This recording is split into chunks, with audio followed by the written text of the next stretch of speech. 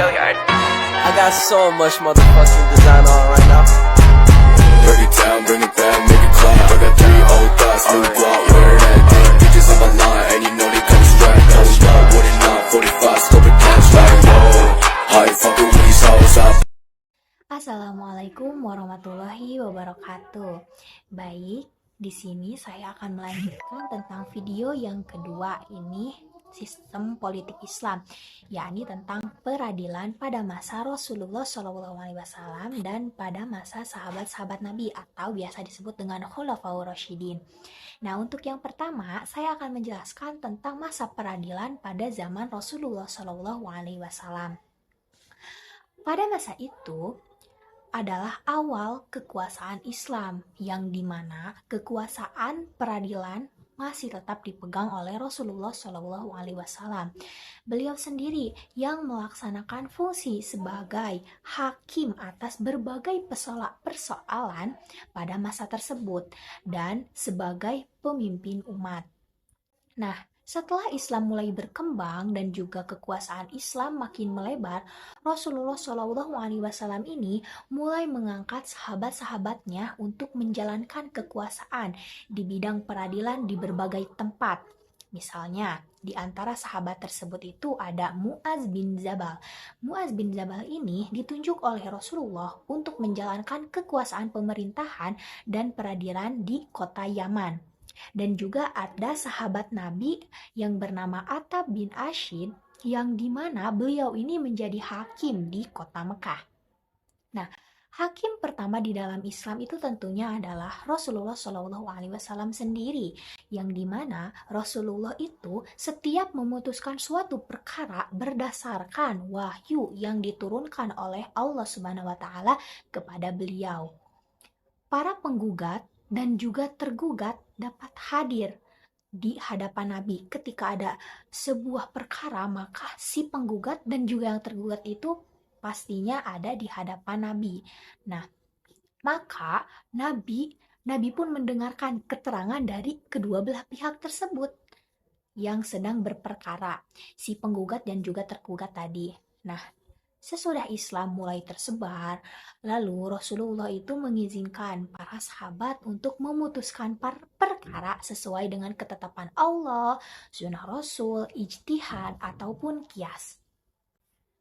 Selanjutnya, Nabi juga membenarkan para hakim untuk mempergunakan qiyas ini sebagai pemutusan suatu perkara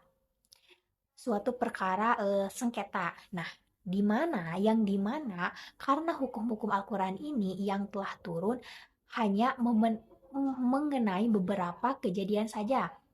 Jadi tidak semua perkara itu dijelaskan dalam Al-Quran. Nah, kalau misalkan suatu perkara itu tidak ada di dalam Al-Quran, berarti ada di dalam sunnah Rasul. Kalau tidak ada juga bisa melalui ijtihad ataupun qiyas. Nah, mungkin peradilan pada zaman Rasulullah hanya sedikit saja yang saya jelaskan menurut pemahaman saya, menurut apa yang setelah saya baca.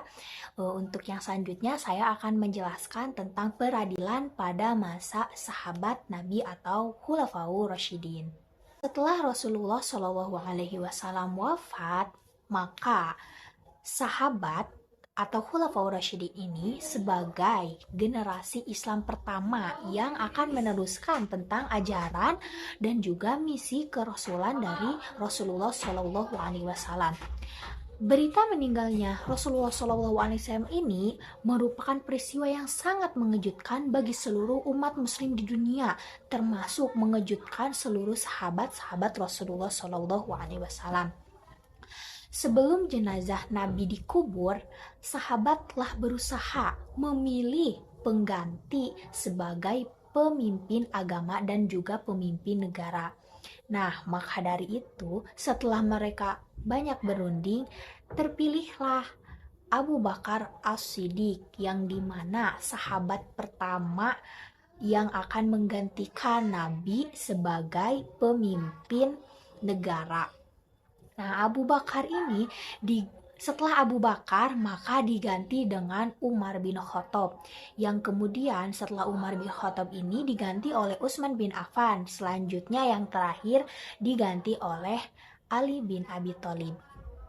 Nah, untuk peradilan di masa sahabat yang pertama itu ada, kan tadi sudah saya sebutkan ada Abu Bakar As-Siddiq.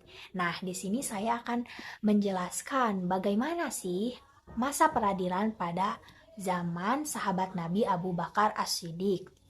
Nah, pada masa pemerintahan Abu Bakar As-Siddiq ini, keadaan umat Islam itu tidak jauh berbeda semasa Rasulullah SAW itu masih hidup. Nah, sehingga pada masa Abu Bakar As-Siddiq ini tidak tampak adanya perkembangan-perkembangan di dalam hukum Islam.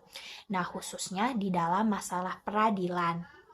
Masalah-masalah yang terjadi pada zaman sahabat.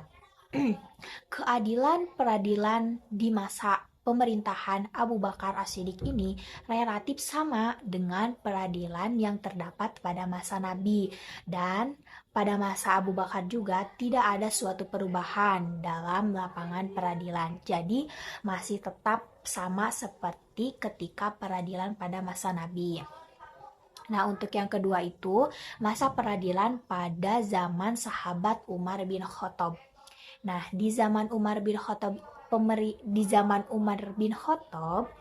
wilayah kekuasaan Islam itu semakin bertambah luas dan juga umat Islam ini semakin banyak.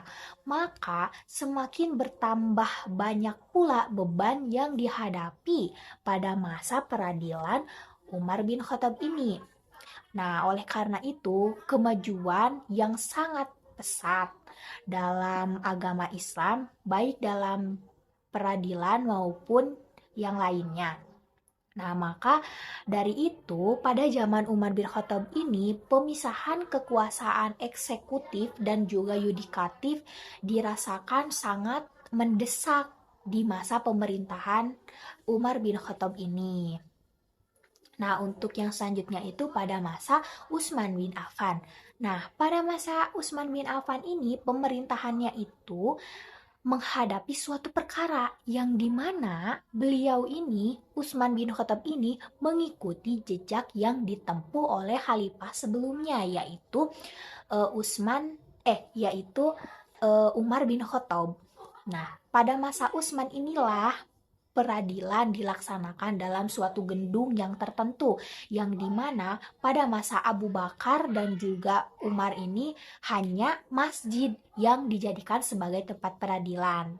Selanjutnya itu ada peradilan pada masa Ali bin Abi Thalib. Nah, pada masa Khalifah Ali bin Abi Thalib ini, beliau ini atau Ali bin Abi Thalib ini mengikuti langkah yang telah dijalankan oleh khalifah sebelumnya, dan juga beliau ini memberikan pesan terhadap Qadi. Qadi ini adalah hakim tentang yang memutuskan suatu keadilan atau peradilan Islam, yang dimana mereka itu ditugaskan oleh Ali bin Abi Thalib untuk menjalankan tugasnya sesuai dengan keadilan dan juga kasih sayang terhadap masyarakatnya. Teman-teman dan yang menonton video ini, mungkin dicukupkan saja dari saya, hanya sekilas yang dapat saya sampaikan. Kurang lebihnya saya mohon maaf. Terima kasih yang sudah menonton. Wassalamualaikum warahmatullahi wabarakatuh.